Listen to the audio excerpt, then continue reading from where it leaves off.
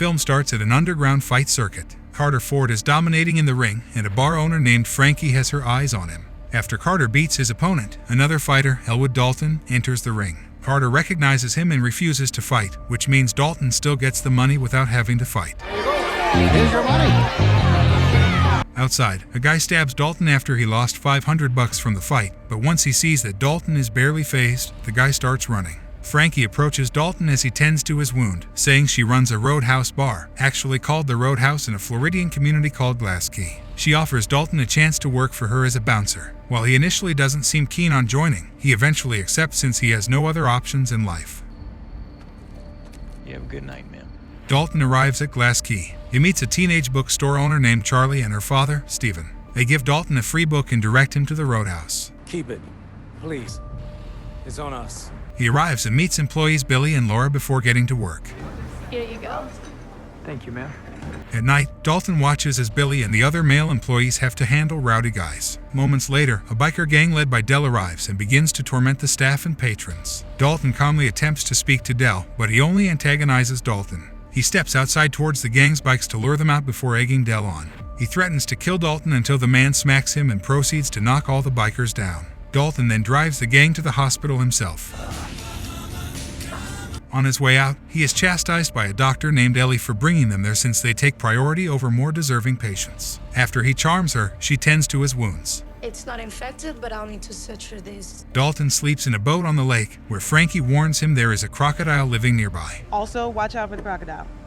The what? As he sleeps, Dalton dreams about his last round as a UFC fighter. Del and his goons arrive on a yacht owned by crime boss Ben Brandt, whom they work for. They inform him about Dalton and how he mopped the floor with them. Brandt orders them to get rid of him by any means necessary, as he sees Dalton as a threat to his business in town.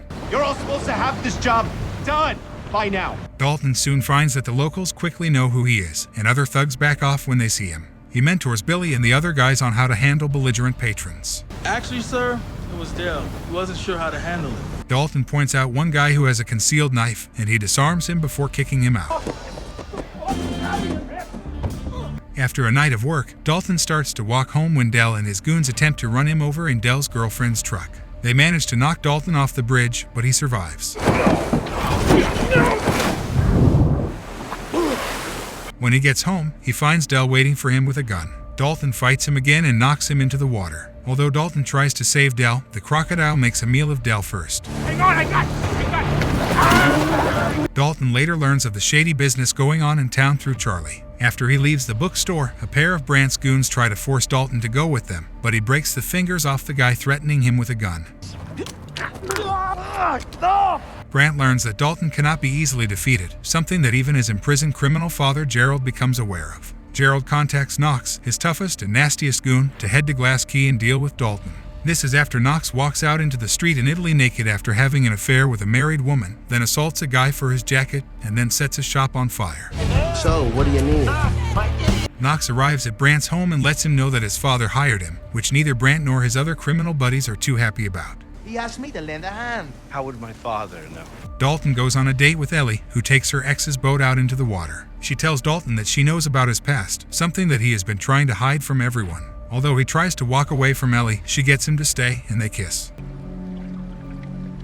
Later on, Dalton is found by Sheriff Big Dick and his dirty cops. The sheriff orders and threatens Dalton to leave town, but he refuses. The cops then start to assault Dalton, with Dick getting ready to execute him until Ellie drives up and slaps him. Come on, Dalton.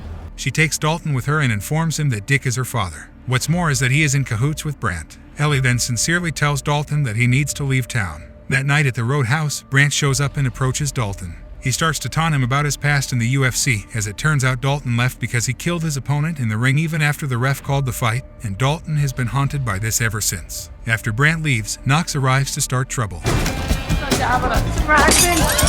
He beats on Billy and the other guys, leaving Dalton to step in. Knox proves to be a challenge for Dalton, but Knox ends up being surprised that Dalton manages to get back on his feet after a beatdown. Ellie arrives at the scene to provide medical attention. Serious? Are you a cop or what? We need help. As Dalton starts to leave town, he sees the bookstore on fire, done by Brandt's goons Sam and Vince. Dalton is told that Charlie and Stephen are at the hospital but are alive. He finds Vince, who threatens him with a knife, until Dalton punches his throat and causes his trachea to collapse.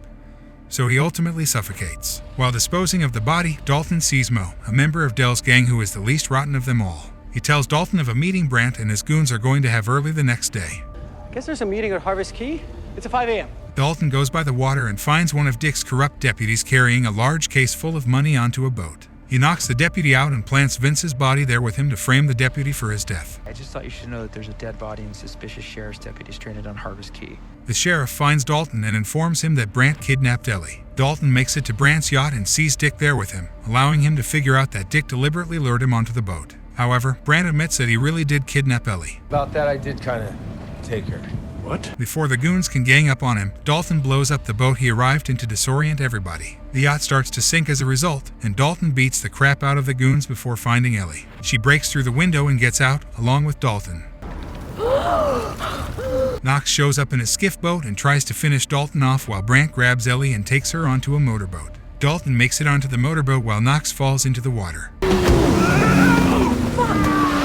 Dalton fights Brandt and causes the motorboat to crash just outside the Roadhouse, sending Brandt flying onto the roof. Meanwhile, Knox gets out of the water and steals a truck before crashing it into the Roadhouse. When Brandt demands that Knox finally kill Dalton, Knox has enough of Brandt's behavior and he snaps his neck. Dalton and Knox then go for round 2, with Knox once again proving to be a beast, until Dalton manages to gain the upper hand and takes Knox out by stabbing him with wooden shards until he is down.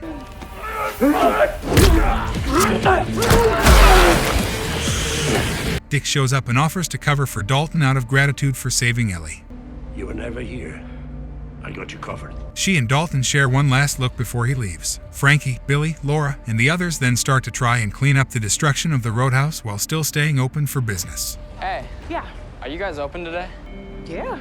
We're always open. Just as Dalton gets ready to leave, he stops by the bookstore to see Charlie and Steven there once more. He says goodbye to them and leaves them with the cash bag that he took from the deputy. Charlie! Dalton then hops on a bus to his next destination. During the credits, Knox is shown to have survived the fight. He beats up all the doctors and walks out of the hospital with nothing but a gown. Thank you for watching.